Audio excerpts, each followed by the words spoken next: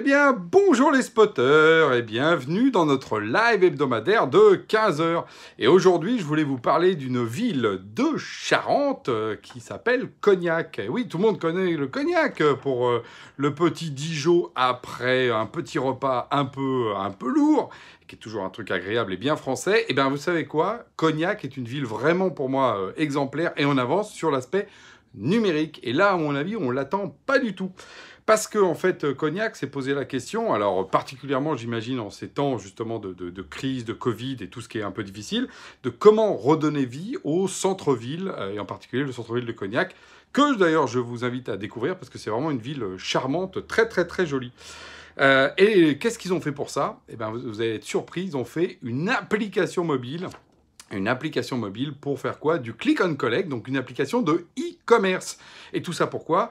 Pour justement éviter que notre ami Amazon récupère toute la mise aujourd'hui justement de ce qui se passe dans le commerce local dans lequel tout le monde commande par Amazon.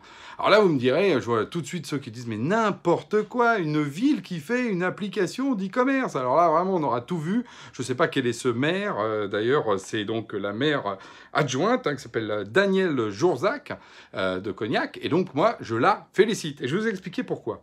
Parce qu'effectivement, on se dit, mais alors pourquoi une ville va faire quand même un truc d'e-commerce? Alors, reprenons un petit peu le fil de l'histoire. Si on regarde l'histoire, on va dire, encore une fois, de l'après-guerre, parce que je ne vais pas remonter quand même aux Néandertaliens, ce qui s'est passé dans les villes, c'est qu'il y a eu d'abord un premier truc qui était le financement était très important de ce qu'on appelait le périurbain. Rappelez-vous, toutes les ZAC, on a commencé à financer, et qui c'est qui a fait ça?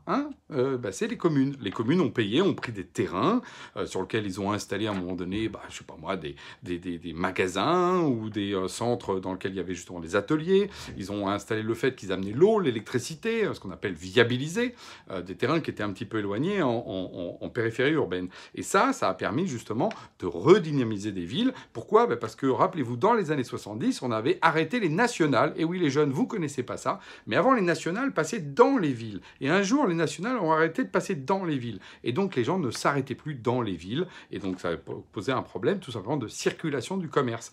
On voit bien avec le Covid, dès qu'on ferme les frontières et on ferme, on est tous enfermés, il n'y a plus de commerce. Le commerce, c'est l'échange et donc c'est la circulation. Donc à ce moment-là, les communes, elles ont investi sur ces éléments périurbains. Et c'est ça qu'on voit aujourd'hui grandir. Sauf qu'en faisant ça, qu'est-ce qui s'est passé? Bam, le centre-ville s'est trouvé effectivement un peu déserté. Eh oui, parce que si on amène des trucs en périurbain, il n'y a plus de centre-ville. Donc deuxième temps, depuis les années 2010 à peu près, on voit arriver quoi? On voit arriver la réaffection des centres-villes, sur lesquels on fait des jolies petites routes, des jolies petites bordures, on met des fleurs, on enlève les voitures d'ailleurs, tiens, et comme par hasard, les gens reviennent. Donc le côté positif de recirculation humaine, ce qu'on appelait la circulation douce. Et la ville de Cognac d'ailleurs n'y a pas échappé, avec une magnifique rue piétonne qui justement amenait beaucoup j'ai envie de dire, de passages pour ce commerce. Sauf que, qu'est-ce qui se passe aujourd'hui? Le commerce, il est où? Oui, il est maintenant à travers le numérique. Et donc, les gens ont besoin de ça. Et en même temps, on sait bien qu'ils ont besoin aussi quand même des fois de rencontrer les commerçants, de discuter, de choisir leurs produits, d'échanger justement pour avoir justement une meilleure information, voire même sentir les choses. On le vit avec le Covid et la distanciation sociale. Sentir, c'est important. Et là, la ville de Cognac, pour moi, elle est dans son rôle. Alors aujourd'hui, ça peut paraître iconoclaste, parce qu'on se dit, oh là là, face à Amazon, on ne peut rien faire. De toute façon, le défaitisme américain, il y en a partout, il suffit de voir sur les réseaux. Il y a plein de gens qui pensent que de toute façon, c'est impossible. Ceux-là, je leur propose d'ailleurs de ne rien faire et de rester chez eux, parce que si c'est pas possible, qu'ils viennent pas nous embêter pour dire que c'est pas possible, parce que c'est possible, on peut faire des choses. Et ce que fait la ville de Cognac, c'est la même chose qu'elle a fait quand elle a fait du périurbain ou quand elle a rénové son centre-ville.